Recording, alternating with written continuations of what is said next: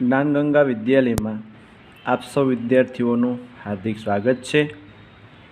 તેમજ દરેક વિદ્યાર્થી મિત્રોનો આજનો દિવસ ખૂબ સારો રહે તેમજ આપણે ખૂબ સારી રીતે ભણી શકીએ તેના માટે દરેક વિદ્યાર્થીઓને ખૂબ ખૂબ શુભકામનાઓ। આજે આપણે ધોરણ 7 વિષય કોમ્પ્યુટર જેમાં પ્રકરણ 5મું MS એક્સેલમાં ફંક્શનનો ઉપયોગ કઈ રીતે થાય છે તેના વિશે પ્રકરણ 5માં અભ્યાસ કરીશું। ફંક્શન એટલે વિધેય, બરાબર। તો ઘણા બધા વિધેયો MS એક્સેલમાં પૂર્વ નિર્ધારિત રીતે આવે છે તેનો આપણે અભ્યાસ કરીશું। ચાલો, આજે પ્રકરણ 5મું જે છે તે ફંક્શન એટલે વિધેય અને સૂત્ર એ બંને વચ્ચેનો સામાન્ય તફાવત આપણે સમજી લઈએ તો સૂત્ર એટલે ફોર્મ્યુલા અને વિધેય એટલે ફંક્શન। તો એક્સેલમાં સામાન્ય રીતે ગણતરી કરવા માટે આપણે ફોર્મ્યુલાનો ઉપયોગ કરીએ છીએ। ફોર્મ્યુલા એટલે સૂત્ર, ફંક્શન એટલે વિધેય। આ બરાબરની નિશાની જે આપેલી છે તેનાથી કોઈપણ ફોર્મ્યુલાની શરૂઆત અને કોઈપણ વિધેયની શરૂઆત થાય છે અને તેના મારફતે સેલમાં રહેલી કોઈપણ આપણે ગાણિતિક પ્રક્રિયા કરી શકીએ છીએ અને તેનું આપણે પરિણામ મેળવી શકીએ છીએ। તો ગાણિતિક પરિણામ આપણને ક્યારે મળશે? જ્યારે આપણા સેલમાં રહેલી વિવિધ પ્રકારની સંખ્યાઓવાળી એટલે કે 0 થી 9 સુધીની સંખ્યા હોય તેના ઉપર ગણતરી કરવાનું કાર્ય કરી શકીએ। જો ફોર્મ્યુલા અહીંયા આપણને લખેલી છે અને તેની પરિણામ શું મળે છે? જો સામાન્ય રીતે અહીંયા આપણને ઇઝ ઇક્વલ ટુ બરાબરના ચિહ્ન સાથે 20 સાથે 10 એટલે કે 20માં 10 ઉમેરીએ તો એમનું પરિણામ આપણને 30 મળે છે, બરાબર। તો આ રીતે ફોર્મ્યુલા લખી શકાય। તેમજ તેમના સેલ એડ્રેસનો ઉપયોગ પણ કરી શકાય। જે આપણી પાસે આગળ વિધેય આવે છે તેમાં આપણે સેલની ઉપયોગિતા એમનું એડ્રેસનો ઉપયોગ કરીને સમજીએ છીએ, બરાબર। તેવી રીતે ગુણાકાર કરી શકાય, બાદબાકી કરી શકાય, ભાગાકાર કરી શકાય, પણ તેમાં જે નિશાની આવે છે તે અગત્યની છે અને તેના મારફતે તે પ્રમાણે પ્રક્રિયા કરી શકાય, ગણતરી કરી શકાય। ચાલો, હવે આપણે પહેલું વિધેય આપેલું એ સમ નામનું વિધેય। સમથી આપણે ટોટલ એટલે સરવાળો કરી શકાય, બરાબર। તો જુદી જુદી હરીફાઈમાં મેળવેલા માર્ક્સનો સરવાળો કરવા માટે આપણે સમ નામનું વિધેય ઉપયોગમાં લઈ શકીએ। જો તો એ વિધેય સામાન્ય રીતે લખીએ તો બરાબરનું ચિહ્ન પહેલાં, પછી સમ નામનું વિધેયનું નામ, પછી આવશે સાદા કાઉન્સ, પછી આવે છે અહીંયા આપણી પાસે સેલ એડ્રેસ લખેલું એ B2 23નું એડ્રેસ અને અહીંયા આપણી પાસે આ 23 એટલે કે 2 વિષયના માર્ક્સ। તો અહીંયા હિત નામના વિદ્યાર્થીના 4 વિષયના માર્ક્સનો સરવાળો કરવા માટે પ્રથમ સેલ એડ્રેસ અને અંતિમ સેલ એડ્રેસ। તો પ્રથમનું સેલ એડ્રેસ છે B2, બંનેને છૂટા પાડવા માટે જેમની નિશાનીનો ઉપયોગ, અને અંતિમ સેલ એડ્રેસ છે F2। કાઉન્સ પૂરો કરી એન્ટર કી આપીએ એટલે એ 4 વિષયના માર્ક્સનો આપણને શું મળશે? સરવાળો મળે છે। તો આવી રીતે દરેક વિધેયના નામ અને તેમનું પ્રથમ સેલ એડ્રેસ અને અંતિમ સેલ એડ્રેસ સાદા કાઉન્સમાં અને બંનેને છૂટા પાડવા માટે કોલન એટલે જેમનું નિશાની ઉપયોગમાં લેવામાં આવે છે। પછી આવે છે બીજું વિધેય એવરેજ, જેનાથી આપણે સરેરાશ મેળવી શકીએ। જે માર્ક્સની આપણી પાસે સંખ્યા હોય કે કોઈ પણ ટોટલ હોય કે ગુણ હોય તો એ સરેરાશ ગુણ કેટલા આવેલા છે તે શોધવા માટે આપણે એવરેજ નામનું વિધેય ઉપયોગમાં લઈએ છીએ। જો અહીંયા આપણી પાસે ઇઝ ઇક્વલ ટુ એવરેજ અને ટેસ્ટ 1, 2, 3 અને 4 આ 4 ટેસ્ટના આપણે સરેરાશ માર્ક્સ કેટલા આવેલા છે તે શોધવું છે તો એવરેજ ફંક્શન એ રીતે ઉપયોગમાં લેવામાં આવે છે। ત્યાર પછી આવે છે મેક્સિમમ। આપણે જે 4 અહીંયા આપણી પાસે શું આપેલી છે? સિટી અને એમના કંપનીના નામ આપેલા છે। તો સૌથી વધુ કોણે કઈ વસ્તુ લીધેલી છે, વેચાણ કયું થયેલું છે એવું શોધવું છે, તો એના માટે મેક્સિમમનો ઉપયોગ કરી શકાય. એમની જગ્યાએ આપણે 4 વિષયના માર્ક્સ આવેલા હોય તો 4 વિષયમાંથી સૌથી વધારે માર્ક્સ કયા વિષયમાં આવેલા છે તે શોધવા માટે MAX મેક્સ સાદા કાઉન્સમાં શરૂઆતનું સેલ એડ્રેસ અને અંતિમ સેલ એડ્રેસનો ઉપયોગ કરી એન્ટર કી આપી એટલે આપણને એમનું પરિણામ અહીં મળી જશે. બરાબર. તો એ રીતે મેક્સનો ઉપયોગ કરીને સૌથી મોટી કિંમત મેળવી શકાય. તેવી જ રીતે આવે છે મિનિમમ મીન. આ ફંક્શનનું નામ છે જેનાથી કોઈપણ સંખ્યા એટલે કે અલગ અલગ સેલમાં રહેલી સંખ્યામાંથી સૌથી નાની સંખ્યા કઈ છે તે શોધવા માટે આપણે મિનિમમનો ઉપયોગ કરીએ છીએ. ત્યાર પછીનું ફંક્શન છે કાઉન્ટ. કાઉન્ટનો ઉપયોગ કરી આપણે સામાન્ય રીતે વર્કશીટની અંદર આંકડાકીય માહિતી, ન્યુમેરિક પ્રકારની માહિતી કુલ કેટલી છે તે શોધવા માટે આપણે કાઉન્ટનો ઉપયોગ કરીએ છીએ. જો અહીં આપણી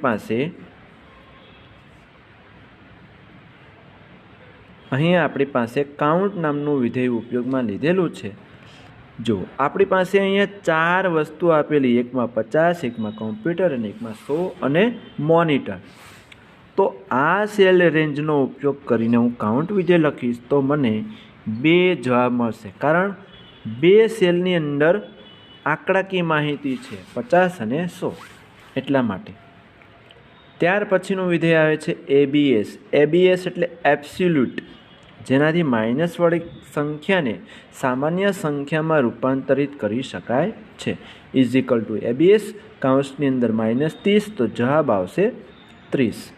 પછી એ મોડ નામનું વિધેય, જેનાથી કોઈપણ મોટી સંખ્યાને નાની સંખ્યા વડે ભાગતા કેટલી શેષ મળે છે તે શોધી શકાય. તો મોડનો ઉપયોગ શેષ મેળવવા માટે મોડ કાઉન્સમાં 200/12 એટલે જવાબ આવશે 8. એટલે એમની શેષ કેટલી થઈ? 8. પછીનું વિધેય છે INT ઇન્ટીજર.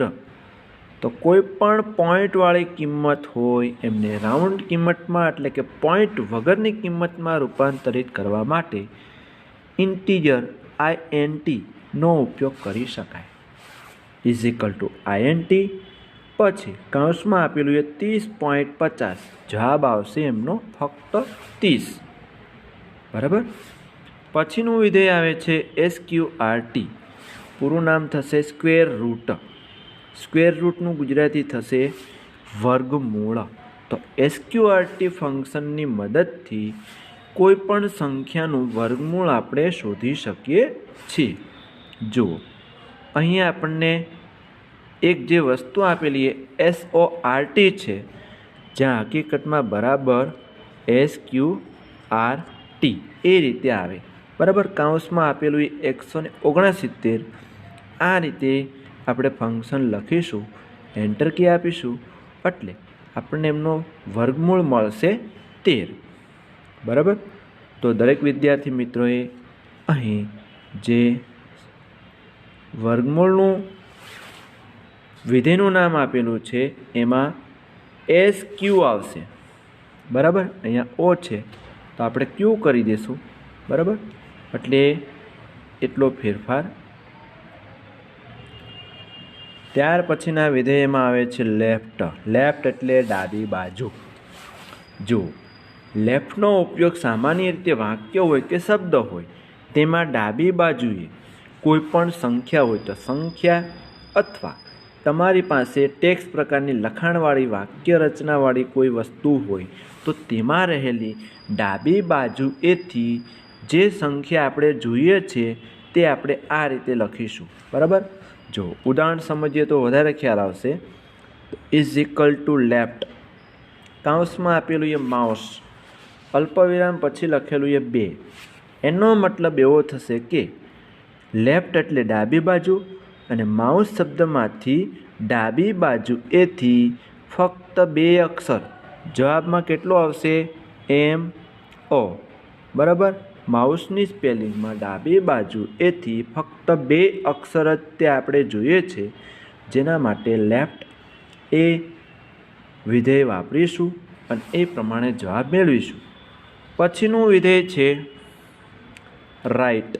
રાઈટ એટલે જમણી બાજુ, જેની મદદથી તમે વાક્ય હોય, શબ્દ હોય કે કોઈ સંખ્યા આપેલી હોય તેમાં તે જમણી બાજુએ ગણતરી કરીને આપણને એ શબ્દની અંદર રહેલી કે સંખ્યા રહેલી દર્શાવે છે. જુઓ, ઇઝ ઇક્વલ ટુ રાઈટ. પછી છે સંસ્કૃત. પછી લખેલ છે 3.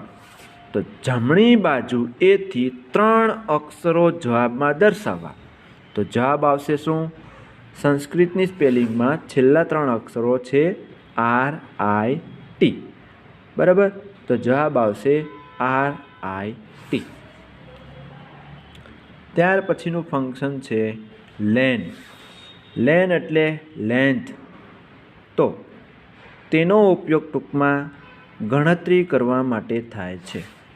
તો આપણી પાસે કોઈ શબ્દ હોય કે વાક્ય હોય કે તમારી પાસે કુલ સંખ્યા લખેલી હોય, તેમાં સંખ્યાના અક્ષરો કેટલા, અથવા વાક્ય હોય તો તેમાં અક્ષરોની કુલ સંખ્યા કેટલી છે. બરાબર? જગ્યા સાથે આપણી પાસે કોઈ વાક્ય લખેલું હોય કે નામ લખેલું હોય તો એમાં એ પ્રમાણે જવાબ દર્શાવે છે. તો લેનનો ઉપયોગ ગણતરી કરવા માટે થાય છે. ઉદાહરણ જોઈએ. ઇઝ ઇક્વલ ટુ લેન્ટ, બરાબરના નિશાની સાથે LAN કૌંસમાં MANIXA. બરાબર? તો એ નામ લખેલું છે તેમાં કુલ અક્ષર કેટલા છે તો ગણતરી કરતાં જવાબ આવશે કુલ 6. બરાબર? ચાલો હવે આપણે એક બીજું ઉદાહરણ લઈશું જેમાં વાક્ય લખીશું. જુઓ, બરાબર લેન. બરાબર?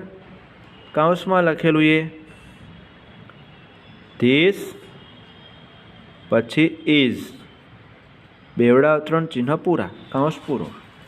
તો ધીસમાં 4 અક્ષર અને ઇઝમાં 2, કુલ કેટલા અક્ષર થશે? 6 અક્ષરો સાથે એક અહીંયા જગ્યા છે, એટલા માટે ધીસ ઇઝની અંદર કુલ 7 લેન્થ આવશે. કુલ જગ્યા કેટલી થશે? ગણતરી કરીએ એટલે કુલ આવશે એમનો જવાબ 7. બરાબર? ચાલો, ત્યાર પછીનું ફંક્શન આવે છે રિપીટ. રિપીટનો ઉપયોગ અહીંયા આપણે વારંવાર એકની એક વસ્તુને શું કરવાની? એ પુનરાવર્તિત કરાવવાની છે. તો રિપીટની સ્પેલિંગ જે છે તેમાંથીને કમાન્ડનું નામ, વિધેયનું નામ આપણે ટૂંકમાં લખવાનું છે REPT, જેની મદદથી આપણે એકવાર લખેલી વિગતને કેટલી વાર દર્શાવી છે તે નક્કી કરેલી સંખ્યા મુજબ આપણે રજૂ કરી શકીએ છીએ.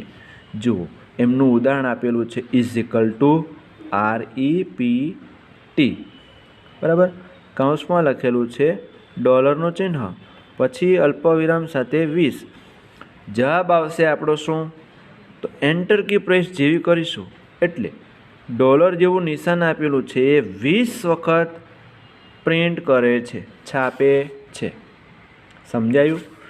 તો રિપીટ, કઈ વસ્તુ રિપીટ કરવી છે? તો ડોલરનું નિશાન કેટલી વાર રિપીટ કરવું છે? 20 વખત. તો નીચે આપણને ડોલરનું ચિહ્ન કુલ કેટલી વખત આવશે?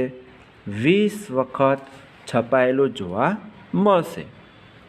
ત્યાર પછીની વિધેય છે અપર.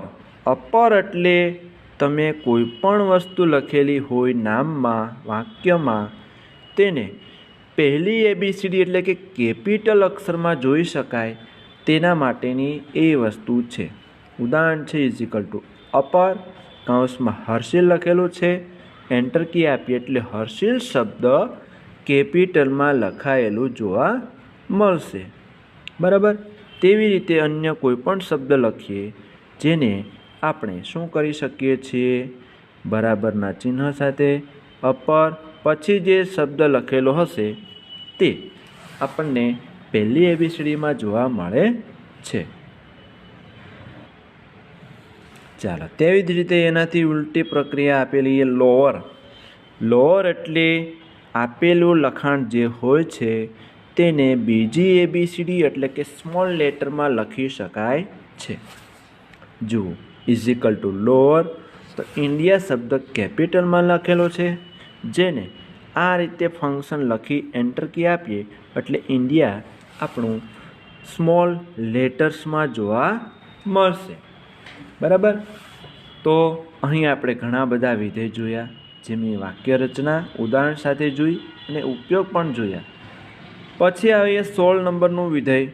તો એ વિધેયનું નામ છે IF, જેને ટૂંકમાં ઇફ. બરાબર. ઇફ એટલે એવું ફંક્શન છે કે જેમાં તમને કોઈ શરત આપેલી હોય તેમજ શરતમાં જે શરત હશે તેમાંથી બેમાંથી કોઈ પણ એક પ્રશ્નનો જવાબ સ્વરૂપે રજૂ કરવો. બરાબર. તો તે ફંક્શનમાં બંનેમાંથી એક જવાબને આપણે શું કરવાનો છે? દર્શાવવાનો છે. સામાન્ય રીતે આપણી પાસે માર્કશીટવાળી જો માર્કશીટની રચના હોય તો તેમાં આપણે વિદ્યાર્થી પાસ અથવા ફેલ એવો કોઈ મેસેજ પ્રિન્ટ કરાવવો હોય તેવા સંજોગોમાં આપણે ઇફ નામનું ફંક્શન વાપરીને જવાબ મેળવી શકીએ છીએ. જુઓ આપણી પાસે કોલમ હતા મેક્સિમમ અને મિનિમમ. બરાબર. તો હવે વિદ્યાર્થીના પરિણામ ઉપરથી એવું શીખવું છે કે જેમની એવરેજ 35થી વધુ હોય તેમને પાસ જાહેર કરો. બરાબર. અને 35થી ઓછા હોય તેવા વિદ્યાર્થીઓને શું કરવાના છે? ફેલ એટલે કે નાપાસ એવો મેસેજ દર્શાવવા માટેનો આપણે શું કરવો છે? ઇફ નામનો વિધેયનો ઉપયોગ કરી ફંક્શન દર્શાવવું છે.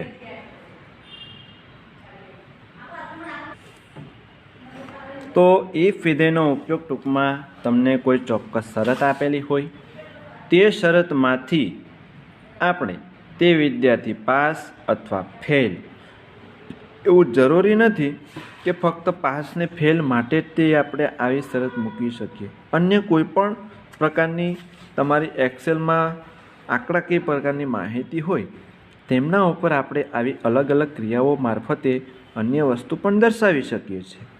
બરાબર.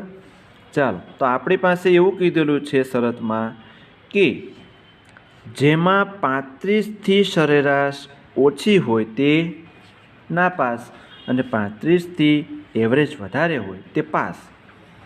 તો આપણી શરત વાક્ય રચના આ રીતે થશે: ઇઝિકલ ટુ ઇફ. બરાબર.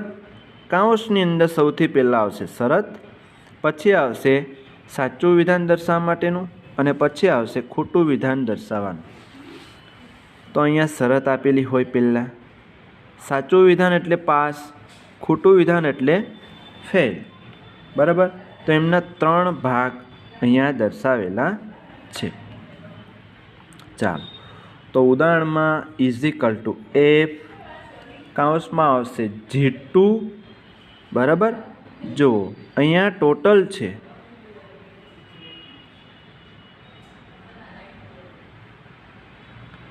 તો ટોટલ જે આપેલી છે તેના આધારે ની જગ્યા ઉપર આપણે અન્ય પણ વિધેય લખી શકીએ.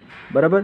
જુઓ G2 છે એમાં ટોટલ આપેલી છે, પણ મારે સરેરાશ જે આપેલી હોય તો સરેરાશનું એડ્રેસ કયું થશે?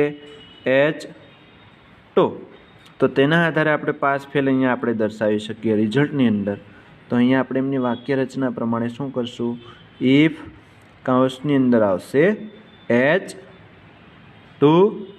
બરાબર. પછી આવશે ગ્રેટર દેન 35. પછી આપણે પાસ અને ફેલ. વાક્ય રચનામાં આપણે બેવડા અવતરણ ચિહ્ન અને પાસ ફેલને છૂટા પાડવા માટે અલ્પવિરામનું નિશાન પણ મૂકવું જરૂરી છે. તો એ પ્રમાણે આપણે શું કરી શકીએ? આપણે ઇફ વાળી વાક્ય રચના અને તે પ્રમાણે શરત મૂકી શકીએ. જો આપણે પ્રેક્ટિકલ આ વસ્તુ સમજીએ તો થિયરિકલ જો આપણું સમજૂતી વ્યવસ્થિત સમજેલી હશે તો આપણે પ્રેક્ટિકલ પણ વ્યવસ્થિત કરી શકીએ. બરાબર. તો આપણે એન્ડ નામનો ઓપરેટરનો ઉપયોગ પણ કરી શકીએ, જેમાં આપણે એક કરતાં વધારે વિષય હોય તેના માટે એન્ડ ઓપરેટરનો, એન્ડ એટલે અને આપણી પાસે વિષય આપેલા હોય 1, 2, 3 બરાબર. તો 3 વિષયના આધારે આપણે એ પ્રમાણે શું કરી શકીએ, પાસ અથવા ફેલનો આપણે મેસેજ દર્શાવી શકીએ. તો અહીંયા જો એન્ડ નામનો ઓપરેટર ઉપયોગમાં લીધેલો છે. બરાબર. તો જુઓ 35 કે 0થી વધુ માર્ક્સ 3 વિષયના માર્ક્સ અનુક્રમે આપણી પાસે સી, મેથ્સ, ડી, ગુજરાતી, ઈ જે એસએસનો વિષય આપેલો છે. બરાબર. તે પ્રમાણે અહીંયા આપણે શરત મૂકી શકીએ અને આપણે ચોક્કસ પરિણામ મેળવી શકીએ છીએ. તો આપણી પાસે જે વસ્તુ અહીંયા આપેલી છે તેના ઉપર આપણે શું કરી શકીએ, એ પ્રમાણેની ગણતરી કરીને જવાબ મેળવી શકીએ છીએ. ચાલો, ત્યાર પછીનું છેલ્લું 17મું વિધેય આપેલું છે પ્રોડક્ટ નામનું. તો પ્રોડક્ટ નામના વિધેયનો ઉપયોગ કરી આપણે સામાન્ય રીતે જે અંક આપેલા હોય તે અંક સાથે ગુણાકાર કરીને જવાબ મેળવી શકીએ છીએ. જુઓ, આપણે product is equal to product કૌંસમાં આપેલ છે 3, 4 અને 5. બરાબર. પ્રોડક્ટ નામનું ફંક્શનનું નામ, ત્યાર પછી 3, 4 અને 5. તો જુઓ, આમનો જવાબ આપણને 60 જોવા મળે છે. તો આપેલી સંખ્યા જે છે તેમાં 3ને 4 વડે ગુણો. બરાબર. 3 ચોક 12. પછી 12ને 5 વડે ગુણો. 12 પંચું 60. તો એ રીતે એમનો જવાબ પ્રોડક્ટનો ઉપયોગ કરીને આપણે ગુણાકાર મેળવી શકીએ છીએ. ઓકે. તો આજે આપણે પ્રકરણ 5મું જે છે તેમાં વિવિધ પ્રકારના વિધેયનો ઉપયોગ અને તેમની વાક્ય રચના સાથે તેમજ કોઈપણ વિધેયની શરૂઆત આપણે સામાન્ય રીતે જ્યારે કરીએ છીએ તો બરાબરનું ચિહ્ન પહેલાં આવશે. સૂત્ર હોય તો તેમાં પણ બરાબરનું ચિહ્ન અથવા @ નું નિશાન મૂકી શકીએ છીએ. પણ આપણે મોટા ભાગે બરાબરના ચિહ્નનો જ ઉપયોગ કરીએ છીએ અને આપણે ગણતરી કરીને જવાબ મેળવી શકીએ છીએ. ઓકે. ચાલો, દરેક વિદ્યાર્થી મિત્રો વિડીયો 2 વખત વ્યવસ્થિત જુઓ અને 1 થી 17 સુધીના વિધેય આપેલા છે તેની દરેક વિદ્યાર્થીઓએ સમજૂતી તેમજ ઉદાહરણ જોવા અને તે સમજવાનું છે. ઓકે. ચાલો, ગુડ બાય વિદ્યાર્થી મિત્રો.